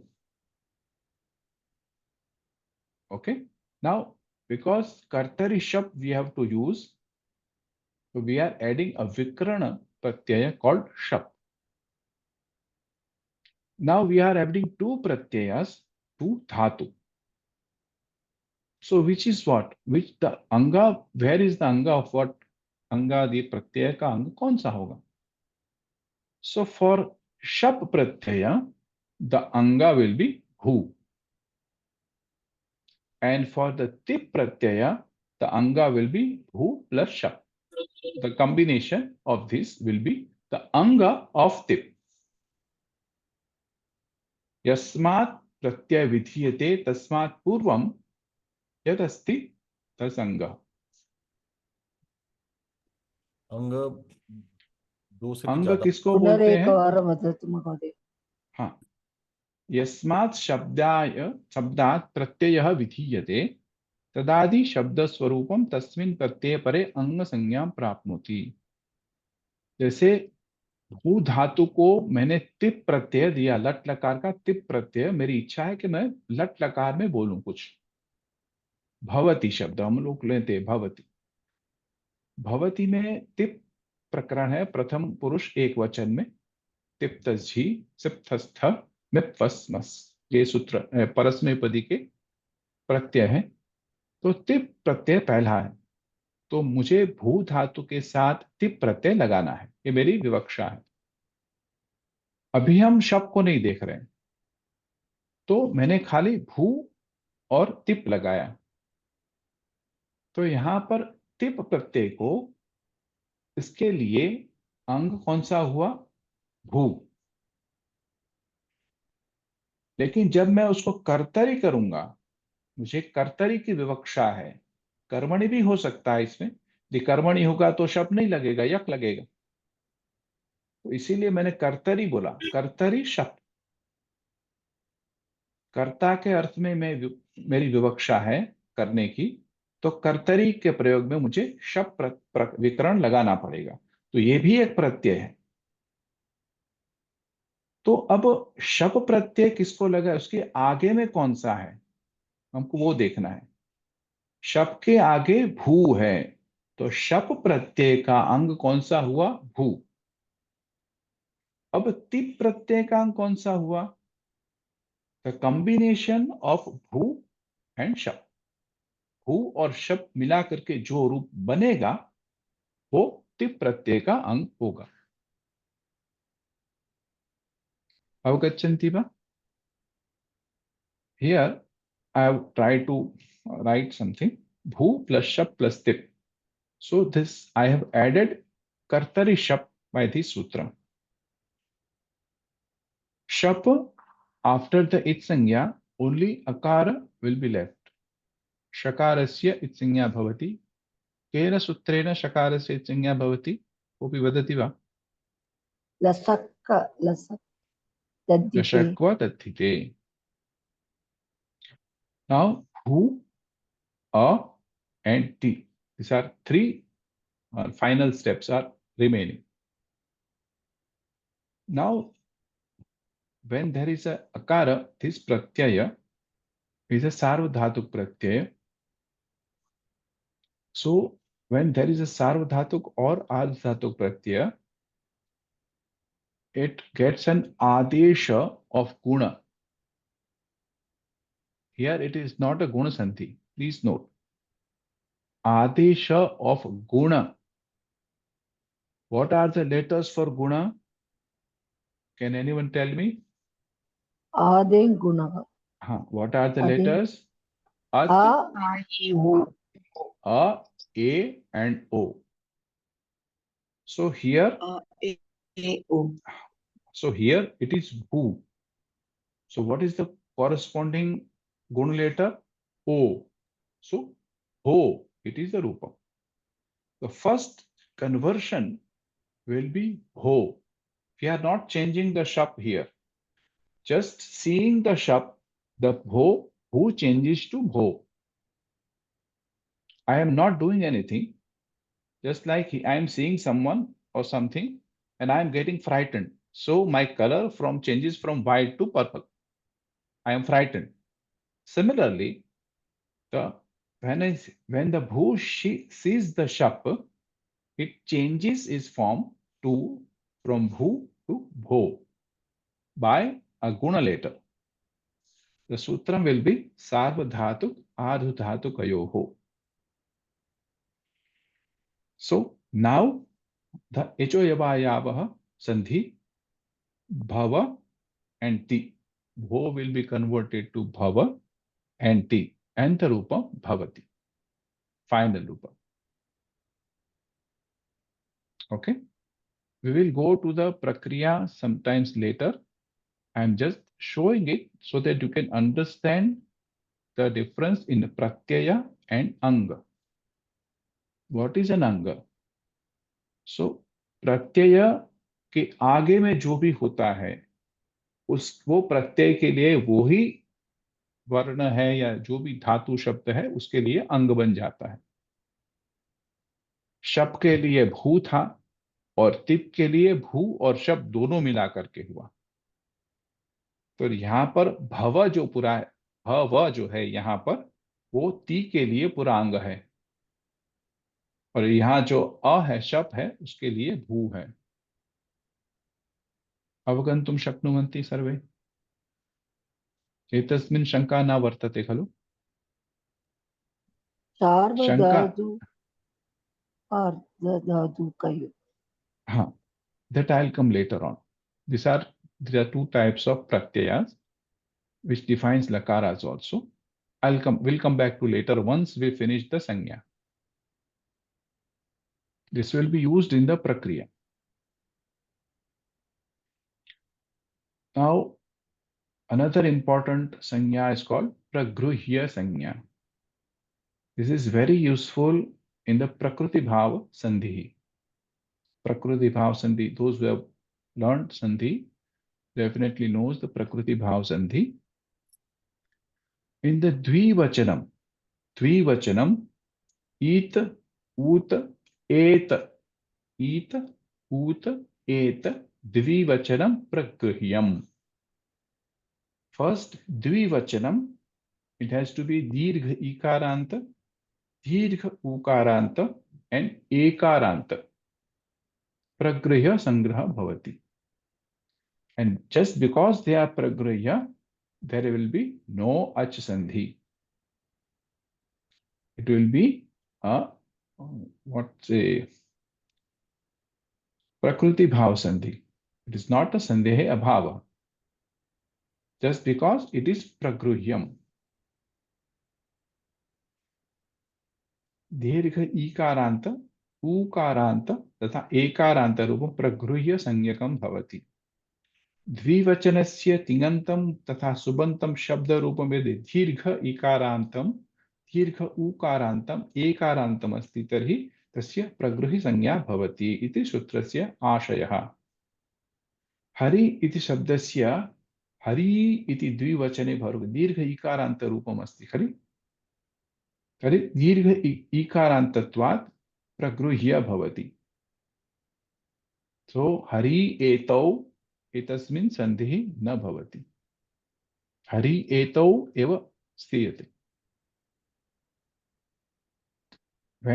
How to identify that we are not doing a prakriti bhav sandhi? In spite of there are chances that this happens, right? अत्र एकस्य एकः स्थाने यण स्यात्, एकः अपि अस्ति, अन्य स्वरः अपि अस्ति। हरि एतौ, right? एकारः अपि अस्ति, ईकारः अपि अस्ति, परन्तु ईकारः प्रगृह्य संज्ञकः अस्ति। अनेन सन्धिः न भवितुम् अर्हति, प्रकृति भावः एव भवति। Similarly, साधु शब्दस्य साधु इति द्विवचनं भवति, तस्यापि प्रगृह्य संज्ञा भवति। द्विशब्दस्य स्त्रीलिङ्ग नपुंसकलिङ्ग प्रथमा द्विवचन द्वितीया द्विवचनस्य द्वे इति एकारान्त भवति। द्वे द्वे, so द्वे will also a प्रगृह्य संज्ञक। पच धातोः लट् लकारस्य द्विपञ्च रूपाणि पचेते, पचेथे, पचावहे और एकारांत। So this will not have any sandhi. This will be prakriti bhav sandhi. Sandhehe niyamah satyamapi sandhihi na bhavati. So this is the reason of pragruhyam sangya, because there are pragruhyam this will deter the sandhi to be happening. Hari, it, ut, et, dvivachanam. It has to be an dirgha ikaranta, dirgha ukaranta, and ekaranta, dvivachanam shabda, dvivachanam rupam. Okay? Pachete, pachethe, pachavahe, all dvivachan rupam. Understood? पचा वही पचामही वही उसमें ए नहीं आता है, हाँ आई है, तो उसकी प्रगृह संज्ञा नहीं होती, हाँ केवल एकार की होती है। हम्म ईकार और ऊकार और आपको ये एकार की ऐकार होने से हो जाएगी। हम्म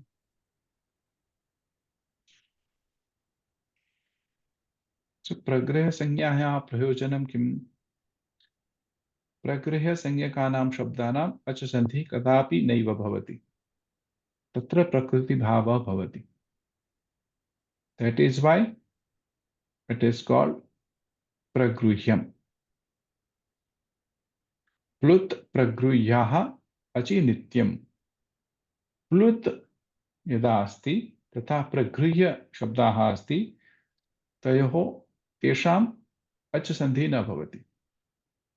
प्लुत स्वराः अस्ति तथा प्रगृह्य स्वराः अस्ति, तेषाम् अच सन्धिः न भवति।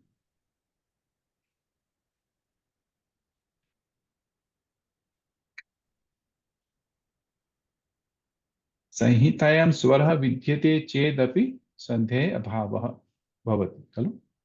In spite of the presence of another swara which may cause the sandhi to happen, but just because they are pragruhyam, the sandhi is prevented or nishedh.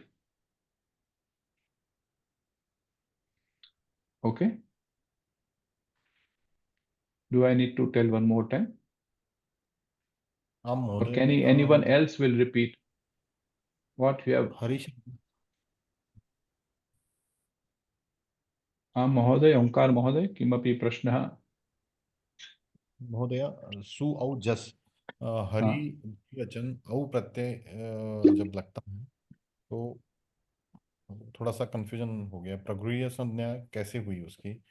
जैसे क्योंकि औ आप लगने अभी इसमें कंफ्यूजन मत करिए। जो जैसे हरि शब्द है उसमें जो प्रत्यय लगते हैं उसको आदेश होता है। हम लोग ने फल जो अदंत शब्द देखे अभी तक, अकार जिसके अंत में है फल शब्द है, उसको राम रामो रामाहा देखा। इन हरि शब्द को ही सुबह जस लिखते देखता है, लेकिन जो औकार है उसको आदेश हो जाता है चेंज होने का, तो हरि हरयः होता है। तो उसमें हरि हरौ हरय नहीं होता है, हरि हरि हरि हरयः। तो उसमें प्रत्यय सेम रहते हैं लेकिन उसको आदेश चेंज हो जाता है। उसको ऐसा आदेश है, मैंने कहा कि जस और शस को शी हो जाएगा। तो सिमिलरली इसमें जब आप हम लोग नाम पद करेंगे, उसकी संज्ञा उसके रूप अलग है, उसकी प्रक्रिया अलग है। हम लोग वो अभी नहीं जान रहे हैं। If we continue in the future, then we'll definitely learn. हाँ महोदय। This will be a very detailed class, so if you want to stop the class, do let me know. Okay, this is pure mathematics, and it is. I understand it will be very boring after some time, and our class is at the night, so I understand. If you at any point of time you find that it is getting very boring, so we can just change the subject and we can talk to some संवादः, वयं संवादः कुर्मः, अस्माकं भाषा अपि प्रौढा भविष्यति। महोदय, इति प्लुत प्रगृह्य अष्टमी विभक्ति अष्टमी में आएगा? किसमें? सॉरी, मतलब संबोधन में आएगा। अष्टमी संबोधन, हाँ, संबोधन में विभक्ति में प्लुत प्रगृह्य। हाँ, प्लुत और प्रगुह्य दोनों संज्ञा में और उसके बाद में अचि होने के बाद में स्नित्यम संधि नहीं होती, अत्संधि न भवति। नाउ वन मोर संज्ञा called संप्रसारणम। We have learnt about ikasya ikaha yanadesha bhavati. Now here we are reversing that adesha. In some cases, that yana varna will be converted to ik varna. yak yana varnasya sthane vidhiyamana ik varna samprasaranam namna ज्ञायते। इग्यणः संप्रसारणम, ये सूत्र है। हम लोग जब आगे बढ़ेंगे तो कभी कभी वहती को ऊढ़ करके जैसे आता है रूप, तो वह का वकार का उकार हो जाता है। तो सिमिलरली जब जब कोई पर्टिकुलर जब स्थान में आएगा तो संप्रसारण होता है। जैसे इक का हम लोग ने यण किया, यण का फिर हम लोग को इक करना है, ये संप्रसारण है, सिंपल। इको यण चीज से हम लोग ने यदि यण करते हैं तो एक यण संप्रसारणम, जब इक का यण होता है तो यण का इक होता है, उसको संप्रसारण कहते हैं। यण के स्थान में इक का चेंज होना या आदेश होना।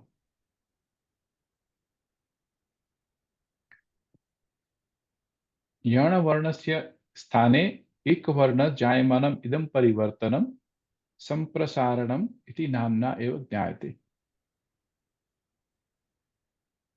जैसे यकार के स्थान में इकार हुआ, वकार के स्थान में उकार हुआ, रेफ के स्थान में रकार हुआ और लकार के स्थान में लकार हुआ।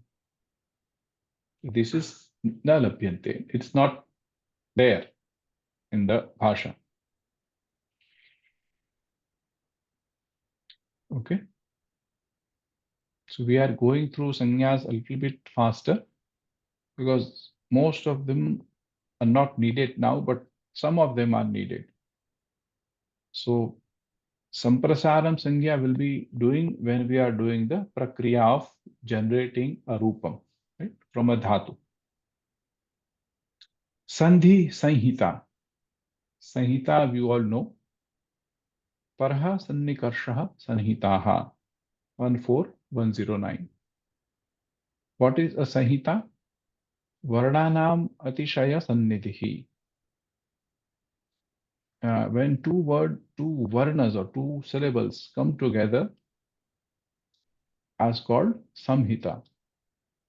And when a sandhi happens, if there is a change because of the sanhita, then it is called a sandhi.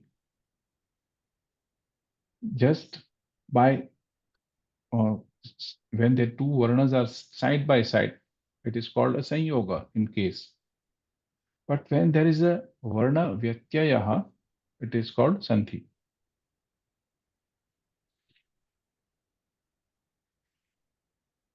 So dvayoho varnayoho uchcharanam atishaya sanidhyena, immediately one after another bhavati. Tayoho varnayoho madhye vidyamanasya sanidhyasya nirdesha samhita iti sanyaya kriyate. Ya rama iti vadama. So ra a ma a ha. There are four varnas and a visarga. So when we are speaking Rama, we are not stopping at each varna. We are continuously without any vyavadhana we are speaking. So when there is no vyavadhana in between two words, they are very close to each other, so that they can be spoken without any vyavadhana, called samhita. संयोग संहिता मध्ये अंतरम किं भवति? संयोगः, it is happening between two hal only. Okay? And it here samhita can be between two hal and two ach, anywhere, two varna just. धन्यवाद. Right? When I say ksha, it's called sanyoga, kakara shakarayoh sanyogah.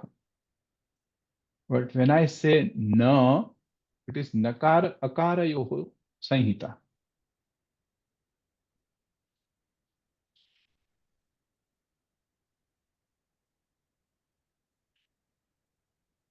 Here also, it is the sanhita happens only in two couplets. Ra, a, ma, and visarga. So there is a sanhita between refa and akara, makara and akara. So there is not a sanhita in all four. Happens only between two letters at the same time. Two letters. Samuha of two letters each. So Ra'a, there is a samhita. Ma'a, there is a samhita. महोदय Hmm?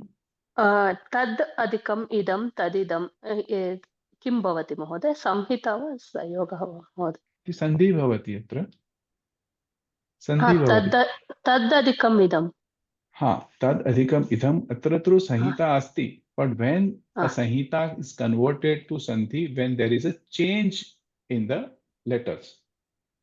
Sanhita is just a very closeness of two letters together. Tad and adhikam. But when there is a change in the letters, we call it as a sandhi. Okay. धन्यवादः महोदय. If there is no change in the word or varna, it is not a sandhi. Yes, sir. That I know, sir. But whether should we samyogah va samhitaya va iti? Sanyogah, in the case of sanyogah, we always tell it is sayog ऐसे बोलते हैं, sir. Sanyogah, but actually, technically, sanyogah is between two consonants. It's called sanyogah. Ksha, like ka and sha. Ksha. Agni, gakara nakara yoh sanyogah. महोदय Okay. धन्यवादः. यत् भवता उक्तं र आ इति संहिता भवति मध्ये र आ मध्ये आ म इति मध्ये किमपि न भवति वा? Bhavitum arhati, but when you are doing a one couple together, we take another couple at the same time. We cannot repeat the couples with each one, right? When one swara is attached to one consonant, then another consonant is attached to another swara. धन्यवादः. महोदय वो last letter क्षम्यतां महोदय. बोलिए. इन नमः that last letter अ के बाद जो विसर्ग आता है उसके बीच में भी वो संहिता होता है ना. विसर्ग और अनुस्वार हमेशा स्वर के साथ ही होता है. So it's taken as a single varna only. They are not two varna because it cannot have anuswara or visarga to a consonant. It always has to have a swara. When we say Ramaha, we can say Ram. Okay. It cannot be attached to a consonant. It has to be always a swara.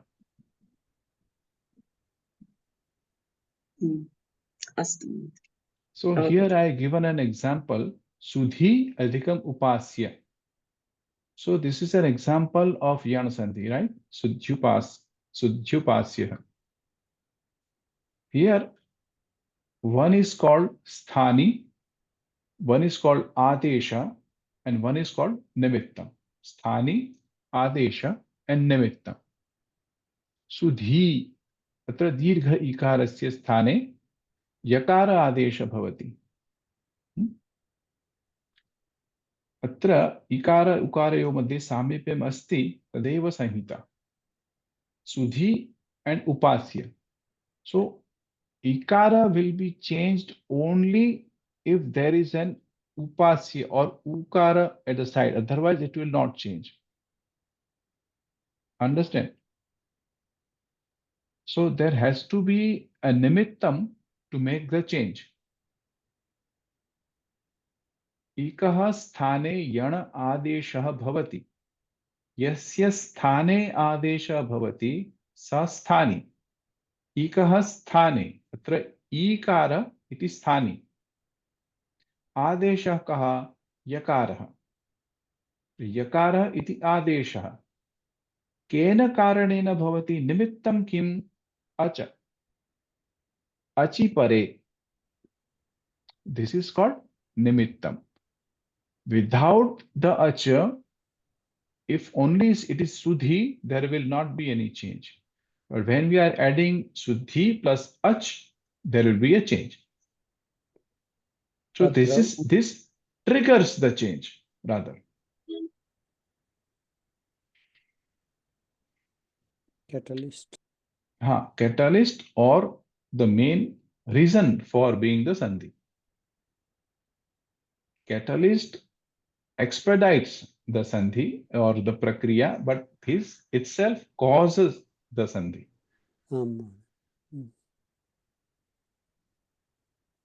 Lopah, bhavantah jananti, adarshanam lopah, which we cannot see is called lopah. Right? Tasya lopah ichanya prakarane vayam adhitavantah. Adarshanam lopah. It sanyak varnasya lopah asmabhi kritah. Varnasya varnu samuhasya va adarshanam lopah namya gyayante. Tasya lopah iti sutram asti. Sayungantasya lopah. There are lopah have been used in different sutrams. Padasya ante yada sanyoga bhavati tasya antim varnasya lopah bhavati. If you want to go into this, patha dhatu anti pathanti. Atra pathanti iti antim varna asti. So when we are doing a lang lakara, we are getting a pathan. So this is an anta. Atra antim संयोगः अस्ति, संयोगान्तस्य लोपः। यदा संयोगः अन्ते में भवति, अन्ते संयोगः भवति, तस्य अन्तिम वर्णस्य लोपः भवति। अत्र अन्त, अत्र तकारः अस्ति, तकारस्य लोपः भवति। पठ शप अन्त। So when we are doing adagam, akarasya agamah, at patha a anta. Adagam. Let say there is a sutram, lung and lung, we have an adagam. So the sutram will be, now this will be apathanta. Anta will be the bahuvachanam. Shatra pratyayante bhi. No. This is ti taha anti, but when in the lang lakara it will be ta tam ant or an. So that anta is how it is changing. Sanyogantasya lopaha. Antim takarasya lopah bhavati.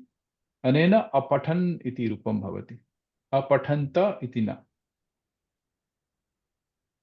If the sanyoga is happening at the end of a padam, the antim varna of the sanyoga is got deleted or omitted. Lopaha bhavati. Astu? We have time to go through one more. So this is luk, shlu and lup. These are similar to lopaha, but these are used in different contexts to trigger different prakriyas. Pratyasa lopaha, luk, shlu, lup etehi visishta shabdehi kriyate. तर्हि तादृशस्य लोपस्य क्रमेण लुक् श्लु लुप् इति संज्ञा दीयते. So when you are saying a juhotyadi gana, there is a vikarana pratyaya plus shlu. So there is a shap and shlu. Right? Shlu causes the vikarana pratyaya to get deleted. by a sutram called Shlau. Shlau sati vikranasya lopah bhavati. So this is in a Juhotyadi. This will, because we are using that different shlu, shap, loop and everything has a particular meaning in the context. So when Panini wants to do something like a shlu is attached only with the Jyotyadi. So when he said shlau, so whatever the shlu will be at the end of the saptami or bilva nimittam, all the karya will happen accordingly. If there is a lopa, it will be a lopa for all shlu. I know it is getting difficult. Please try and understand by watching video second time. Okay. This is nothing but a lopa. It has been treated by different names by Panini to give different, different sutrams and different meanings to a particular sanya. For example, here sometimes it says lopaha, sometimes it says lupa, sometimes it says shlu. So why? Because when he says shlu, we have to understand that particular where there is a shlu happening, all those places where he has marked as shlu, it happens only on those places, not anywhere else. Okay. So I think everyone has got bored now. Let us stop here. If you have any questions, you can please shoot, or we can close the class here. So if you want, we can shift our class to Sunday morning, as our class was 11 o'clock. If you are finding it difficult in the night. If it is okay, so we can shift to Sunday morning. I don't have any problem. Because I find so many persons having closed their videos and sleeping. Hey, Sunday morning only will be better. Today तो तो Sunday I'm having morning a हम लोग कर problem. लेते हैं. हाँ जी, हाँ, today आप तो I'm लोगों having a problem with ने my ही तो किया phone. था कि भाई मैंने तो भेजा था कि आप किसमें चाहते हैं आप करिए, तो बहुतों ने बोला कि सैटरडे इवनिंग अच्छा रहेगा हमारे लिए. मेजॉरिटी विन हो गई ना, तो क्या करें.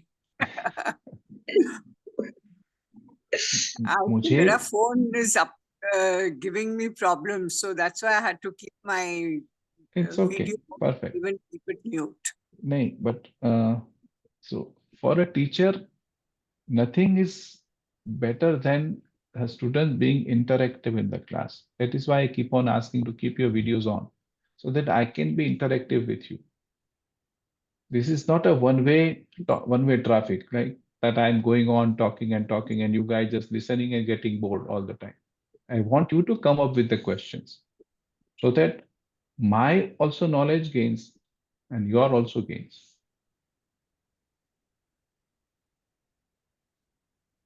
Asutari.